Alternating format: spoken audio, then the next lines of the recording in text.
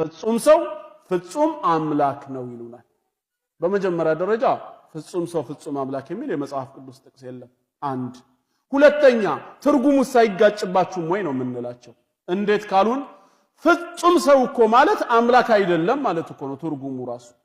ከ100% ምንድነው ሰው ነው። ፍጹም አምላክ ነው ማለት ደግሞ ሰው አይደለም ማለት ነው። ፍጹም አምላክ ነው ፍጹም ሰው ነው ስንል ሰውም ነው አምላክም ነው። ፍጹም አምላክ ነው ስንል ሰውነቱን ለቆ አይደለም፣ መለኮት ከስጋ ጋር ተዋህዷልና። ፍጹም አምላክ ነው ስንል ደግሞ ሰውነቱ ጠፍቶ አይደለም። መዋሃድ ሁለትነትን አስወግዶ አንድ መሆን ነው እንጂ መዋሃድ መጠፋፋት አይደለም። ወሶበር ኢኮ ለወልደ እንዘ ይገብር ታምራተ ወመንከራተ ኢተሐሊ ዘንተ ባይቲቱ ለስጋ ልጅን ሙት ሲያስነሳ ድውይ ሲፈውስ ዕውራንን ሲያበራ ስታየው ይሄ መለኮት ነው እንዲህ ያደረገው አትበል። ስለ ነገረ ተዋህዶ ይሆናል ማለት ነው።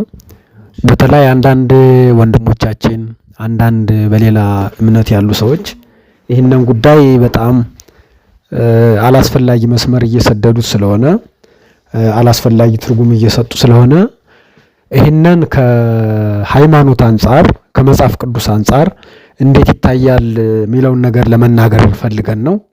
እንድትከታተሉን እናሳስባለን።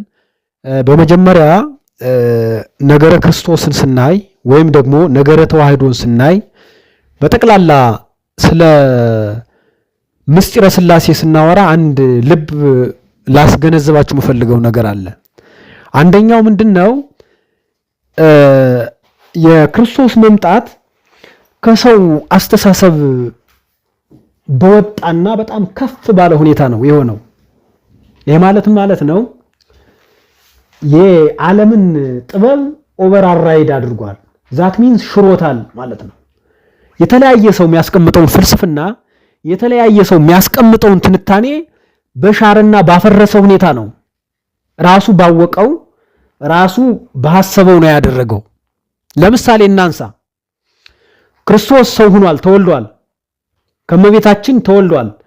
በየትኛውም የፍልስፍና አስተሳሰብ በየትኛውም ሐሳብ ስንመለከት አንድ ሰው ሊወለድ የሚችለው አባት ሁለት ሴቶች ወይም ይቅርታ አንድ ሴትና አንድ ወንድ ከተገናኙ በኋላ ነው። በሳይንሳዊ ቀመር ስናይ አንድ ወንድና አንድ ሴት ግንኙነት ያደርጋሉ። በዚያ ፕሮሰስ ባዮሎጂካል ሲስተም ተጠቅሞ ይመጣል። ከዚህ ውጭ የትኛውም ፍልስፍና የትኛውም የፍልስፍና አስተምሮ የሚሄድበት ዕውቀት የለውም። ሌላ ትንታኔ ሊሰጥ አይችልም። በእነዚህ መንገድ ነው የትኛውንም ሃይብሪድ ቢሰራ የትኛውንም እጽዋት ቢያዳቅል ሁለት ነገሮች ያስፈልጋሉ። የወንድና የሴት ግንኙነት ያስፈልጋል።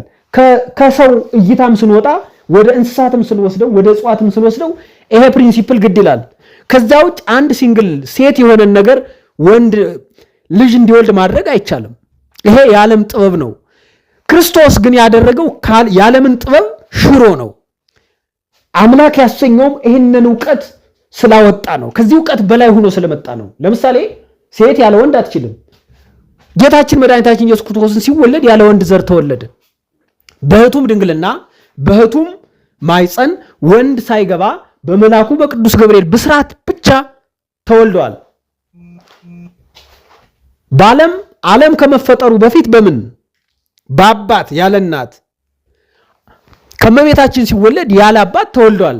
ይሄንን ጥበብ ማንም ሊያመጣው አይችልም፣ ማንም ሊያከናውን አይችልም። ስለዚህ ይሄንን ማስተዋል ያስፈልጋል። ለምሳሌ እንመልከት። ግራቪቲ አልሳበውም። ጌታችን መድኃኒታችን ኢየሱስ ክርስቶስ በምድር ላይ ሲመላለስ ምን አድርጓል? በባህር ላይ ሄዷል። በባህር ሲሄድ በዚህ አሁን ባለንበት ባለማዊ ጥበብ ስናይ ግራቪቲ የሚባል ነገር አለ። ግራቪቲ ማለት አንድን ሰው ወደ ታች መሳብ የሚችል ነው። ወደ ታች ይስባል። ከፍ ስትል ይስብሃል። ባህር ላይ ደግሞ ወስዶ በጣም ይሰፋል ማለት ነው። ስለዚህ ጌታችን ግን ሲራመድ ግራቪቲን ምን አደረጋት? ኦቨርራይድ አደረጋት፣ ወይም ደግሞ ግራቪቲን ሻራት። ይሄ ማለት የሰዎችን ጥበብ እንደ ቂል ቆጠረው ማለት ነው። በጠላይ ፈላስፎች በክርስቶስ በሐዋርያት ዘመን ደግሞ ግኖስቲኮች ይባላሉ። የጥበብ ሰዎች፣ የፍልስፍና ሰዎች የተለያየ መላምት እየሰጡ ሃይማኖትና ሳይንስን መለየት አቅቷቸው እየደበላለቁ ይንቀሳቀሱ ነበር። አሁን ምናያቸው ሰዎችም እንዲህ አይነት አስተሳሰብ ይዘው ነው የሚመጡ። ለምሳሌ ፍጹም አምላክ ከተባለ ሰው ሊሆን አይችልም ነው ያሉት። አንድ ሰው ሲያነሳ ፍጹም አምላክ ከተባለ ሰው ሊሆን አይችልም ብሏል። ይሄን ክርስቶስ ደግሞ ይሄንን ሻረ፣ ይሄንን ሽሯል። ፍጹም አምላክ ፍጹም ሰው ስንል ፍጹም አምላክ ፍጹም ሰው ሲባል ወይም ደግሞ ተዋህዶ ሲባል ያለ መለየት ያለ መቀላቀል ዘይን መለት ፍሲት ይሉታል። ዘይን መለት ድምርት ያለ መደመር ያለ መቀላቀል ያለ መለያት ፍጹም ተዋህዶ ማለት ነው። ይሄ ማለት ነው መለኮት ከስጋ ጋር በተዋህዶ መለየት አትችልም ማለት ነው። በየትኛውም ኢንስትሩመንት በየትኛውም ነገር ስጋንና መለኮትን መለየት አትችልም ማለት ነው። ነገር ግን እንደዚህ ሆኖ ጌታችን መድኃኒታችን ኢየሱስ ክርስቶስ ምን ሆነ? ሰው አምላክ ሆነ ተባለ። ፍጹም አምላክ ነው ስንል አምላክነቱን ሳይለቅ፣ ምሉእነቱን ሳይለቅ፣ ረቂቅነቱን ሳይለቅ፣ ዘላለማዊነቱን ሳይለቅ፣ ዓለምን መግዛቱን ዓለምን መፍጠሩን ሳይለቅ ምን ሆነ? ዝቅ አለ ማለት ነው። ይሄ ማለት እኮ ምን ማለት መሰለ ወዳጄ? ረቂቁ ምን ሆነ? ግዙፍ ሆነ ማለት ነው። ማይታየው ምን አለ? ታየ። ማይዳሰሰው ተዳሰሰ። ማይጨበጠው ተጨበጠ። ከፍ ያለው ምን አለ?